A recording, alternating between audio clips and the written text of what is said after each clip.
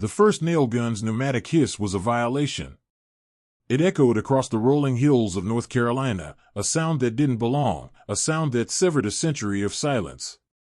For generations, the only sounds that had filled this valley were the whisper of longleaf pines, the gentle lowing of cattle, and the chorus of crickets on a humid evening. This new sound was aggressive, industrial, a declaration of war. From her porch, a wraparound veranda weathered by decades of sun and rain, Matilda Bishop watched.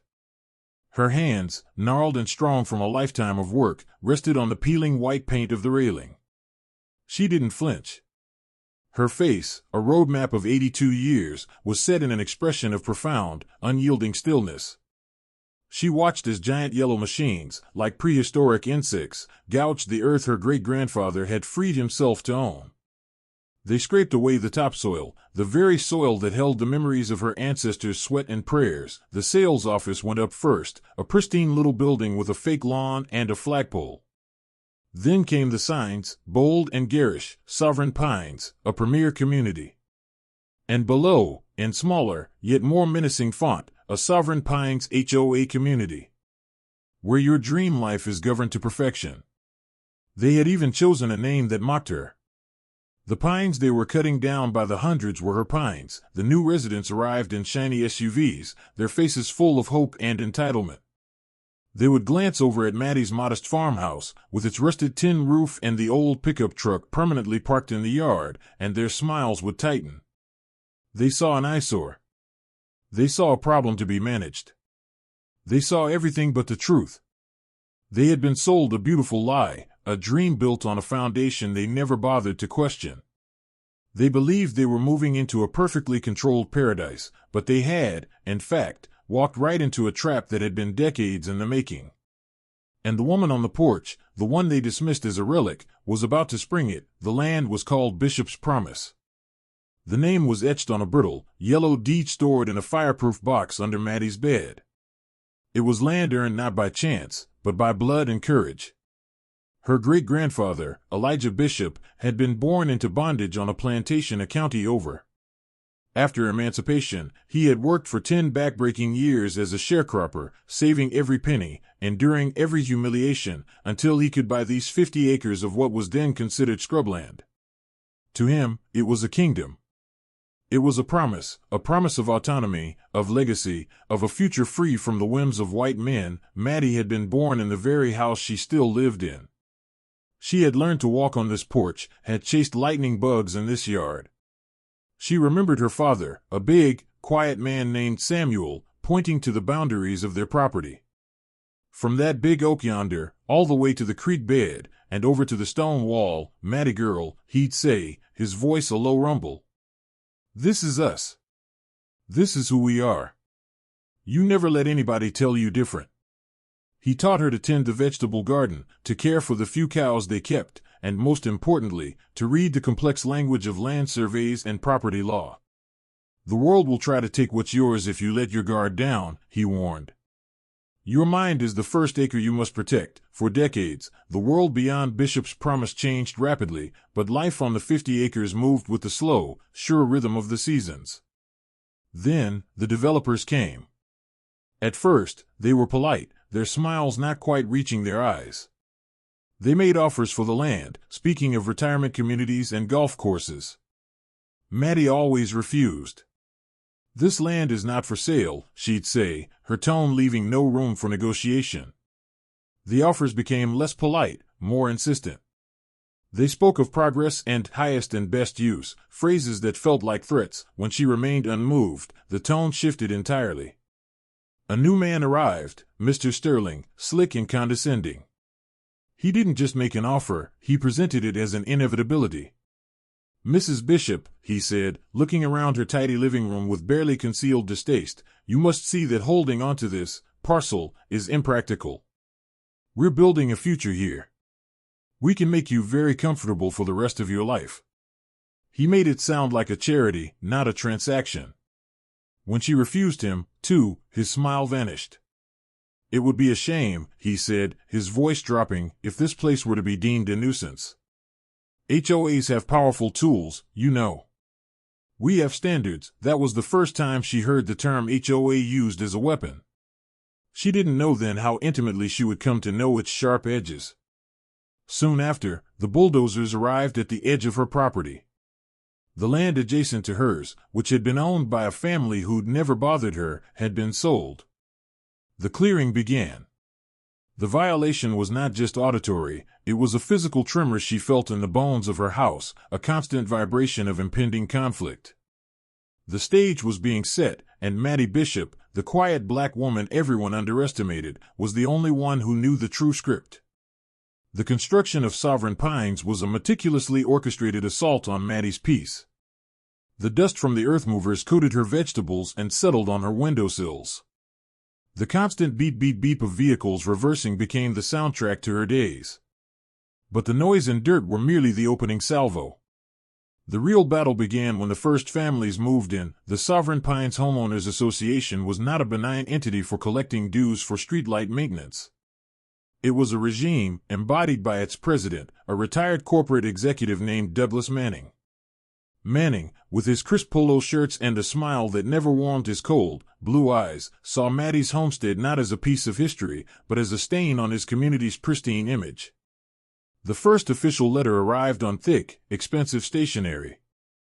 It cited Bishop's promise for multiple violations of the Sovereign Pines covenants, conditions, and restrictions, CC and RS. The list was absurd: unkempt grass exceeding 6 inches, storage of inoperable vehicle, the 1978 Ford pickup her late husband had been restoring, non-approved paint color on dwelling, presence of agricultural livestock, her 2 aging hens, and a residential zone. Mattie read the letter, her heart pounding not with fear, but with a cold, simmering fury. They were applying their rules to her land. Her land. She wrote a simple, firm response on a piece of lined notebook paper. Your covenants do not apply to my property, which was deeded to my family decades before your association existed. Do not contact me again. Her refusal to comply was treated as an act of aggression. The letters became more frequent, more threatening. They threatened fines, liens, and finally, legal action. One Saturday morning, Manning himself appeared at her door with 2 other HOA board members. They stood on her porch like a delegation from a foreign power. Mrs. Bishop, Manning began, his voice dripping with false patience. We really want to be good neighbors. But you have to understand, property values are at stake. We all have a significant investment here. Mattie stood her ground, her small frame blocking the doorway. Your investment is on your land. This is mine. Technically, your land is now within the designated HOA boundary, one of the other men said, a lawyer named Dave. He held up a map, a complex web of lines and colors that meant nothing to her sense of justice. When the plat was approved by the county, this entire area was incorporated. It's standard procedure. Your procedure doesn't change my deed, Mattie replied, her voice steady. Manning's mask of civility slipped. Look, he said, his voice hardening. We can do this the easy way or the hard way. You are one old woman against 96 homeowners. We have resources. You have a rusted truck and some chickens. Be reasonable. Sell us the land. We'll give you a fair price. The condescension was a physical blow. It was the same language, the same assumption of superiority that her great-grandfather had faced. They weren't just trying to buy her land, they were trying to erase her history, her legacy, her very identity. They saw her as an obstacle, not a person. The harassment escalated. Code enforcement officers, who seemed to be on a first-name basis with Manning, began showing up weekly, citing her for invented infractions. Her mail was occasionally misplaced. Teenagers from the new development would sometimes yell insults from the road under cover of darkness. The systemic nature of the pressure was designed to wear her down, to make life so miserable that she would have no choice but to leave. The HOA, the developers, the new neighbors, they were all part of a machine grinding away at her, confident that sooner or later she would break. But with each new indignity, Mattie's resolve hardened into something diamond tough. She spent her evenings not in worry, but in action. She pulled out her father's old files. She visited the county clerk's office, spending hours in the dusty records room, her gnarled fingers tracing the elegant, faded script on ancient documents. She wasn't just defending her home, she was preparing a counteroffensive. The trap was not yet sprung, but the mechanism was being carefully, silently set. The climax arrived on a crisp autumn morning, not with a shouting match, but with a certified letter. It was a formal notice of a lawsuit, the Sovereign Pines Homeowners Association versus Matilda Bishop. The association was seeking a court order to force her to comply with all HOA regulations and to levy tens of thousands of dollars in accumulated fines, with the ultimate goal of foreclosing on her property to satisfy the debt. This was their ultimate weapon. They were no longer asking, they were taking. They had finally decided to use the full force of the law they believed was on their side to crush her. The news spread through Sovereign Pines like wildfire. Residents gossiped over pristine fences, confident that the Bishop problem was finally being solved. Douglas Manning gave smug interviews to a local real estate blog, talking about protecting community standards and the greater good. They had written the final chapter of their story, and in it, Maddie was evicted and her land was swallowed whole, becoming more manicured lawns and another cul-de-sac. The day of the hearing arrived. The county courtroom was a study in contrasts. On one side sat Douglas Manning, his lawyer, Davis, and a row of supportive HOA members, all dressed in their best business casual attire. They represented order, progress, and collective power. On the other side, alone, sat Matilda Bishop. She wore a simple, clean dress, and on her lap, she held a large, worn leather satchel. She looked small and impossibly fragile against the imposing oak and marble of the courtroom. The judge, a weary-looking man named Judge Henderson, called the case. Manning's lawyer stood and launched into a polished, damning narrative. He painted Maddie as a stubborn, unreasonable holdout, a blight on a thriving community. He presented maps, photographs of her dilapidated property, and a long list of covenant violations. He spoke of the financial harm to the 96 homeowners. It was a compelling, coldly logical argument. When it was Maddie's turn, the judge looked at her with a hint of pity. "Mrs. Bishop," he said gently, "do you have legal representation?" Maddie rose to her feet, her posture straight despite her age. "No, Your Honor," she said, her voice clear and carrying through the silent room. "I will represent myself." A faint murmur rippled through the HOA side. Manning allowed himself a small, victorious smile. This was going to be even easier than he thought. "Very well," the judge said with a sigh. "What is your response to the association's claims?" Maddie opened her leather satchel. She did not pull out a legal brief. Instead, she carefully extracted a single, enormous, linen-backed document, so old it was sepia-toned at the edges. It was her great-grandfather's original deed from 1875. "The room grew still, Your Honor," she began, her voice gaining strength with every word. "The Sovereign Pines Homeowners Association claims authority over my land, Bishop's promise. They are wrong. But their error is not one of opinion, it is one of fact." She laid the deed on the clerk's desk. Then, from her satchel, she produced a modern survey map, commissioned secretly weeks earlier by a surveyor who specialized in historical boundary disputes. She placed it next to the deed. "The original deed for Bishop's promise," she continued, "describes the boundaries using specific landmarks, a granite outcrop known as Indian Head Rock, the centerline of Willow Creek, and a blazed pine tree that, while long gone, has a stump that was core sampled and dated by an arborist." She pointed to the modern map. "This survey, conducted last month, shows that the plat for Sovereign Pines, as filed by the developer, includes a significant error." She paused, letting the silence deepen. Every eye in the courtroom was on her. "The developer's plat," she said, her finger tracing a line on the map, "incorrectly places the western boundary of Sovereign Pines. In their haste, they used an outdated topographic map from the 1950s that misaligns the creek's historical path by approximately 200 feet. She looked directly at Manning and his lawyer, whose smug expressions had frozen. "They did not build 96 homes next to my land, Your Honor." The next words fell into the courtroom with the weight of finality. "They built 96 homes on my land. Every house, every road, the clubhouse, the swimming pool, all of it sits within the boundaries of Bishop's promise, as legally defined by this deed. The gasp in the courtroom was audible.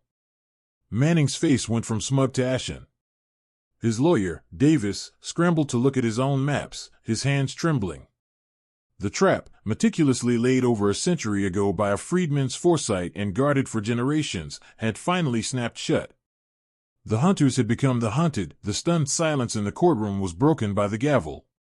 Judge Henderson, his weariness replaced by intense focus, called for a recess. The following weeks were a whirlwind of legal verification. Teams of independent surveyors descended upon Sovereign Pines. Title insurance companies went into panic mode. Mattie's evidence was unassailable. The historical record, the core sample from the pine stump, the precise metes and bounds description in Elijah Bishop's deed, it all aligned perfectly. The developer's error was colossal and incontrovertible. The HOA's lawsuit against Mattie evaporated instantly. It was replaced by a far more terrifying reality for the 96 homeowners. They did not own the land their houses sat on. Matilda Bishop did. The media frenzy was immense. The story of the elderly black woman who had outmaneuvered a powerful HOA was irresistible. News vans lined the road outside Sovereign Pines. Mattie, once portrayed as a nuisance, was now a folk hero, a symbol of resilience and the enduring power of truth. But what happened next was what cemented the story's legacy. Mattie did not seek revenge. She had no desire to throw 96 families into the street. That was not the promise her great-grandfather had made. The promise was about legacy and justice, not cruelty. Through a lawyer she now hired, a sharp, young attorney who specialized in civil rights and property law, Mattie made a proposition. She would not evict them. Instead, she would become their landlord. She offered each homeowner a 99-year ground lease for the land beneath their homes. The terms were fair, but they contained one ironclad, poetic condition: the Sovereign Pines Homeowners Association was to be immediately and permanently dissolved. There would be no more covenants, no more fines for the wrong shade of beige, no more tyranny of conformity. In its place, she established the Bishop Promised Land Trust, a community-owned entity tasked with maintaining the common areas. The monthly dues paid by residents would now go into a trust that would also fund college scholarships for local black students interested in studying law, history, and land conservation. The very system that had tried to erase her would now be used to uplift others. Douglas Manning and his family were the only ones who did not accept the offer. The humiliation was too great. They sold their house at a significant loss and moved away, their names becoming a cautionary tale whispered in the community they had tried to rule. The transformation of Sovereign Pines was profound. The manicured perfection remained, but the oppressive spirit was gone. The standards were replaced with a genuine sense of community. Residents now knew the history of the land they lived on. They saw Mattie not as an eyesore, but as a matriarch. Children would wave to her as she sat on her porch. The new, unofficial name for the development, used by everyone, was Bishop's Crossroads. Mattie Bishop lived out the rest of her days in the house she was born in, the queen of her reclaimed kingdom. The sound of children playing in the distance had replaced the hiss of the nail gun. It was the sound of life, of a future that honored the past. She had won not by fighting fire with fire, but by dousing the flames of injustice with the cool, deep waters of truth and precedent. She proved that the most powerful force in the world is not money or bullying, but a deed, a promise, and the unbreakable will to defend it.so. The next time you hear about a powerful entity pushing around someone they perceive as weak, the next time you see systemic pressure applied to silence a lone voice, ask yourself a question.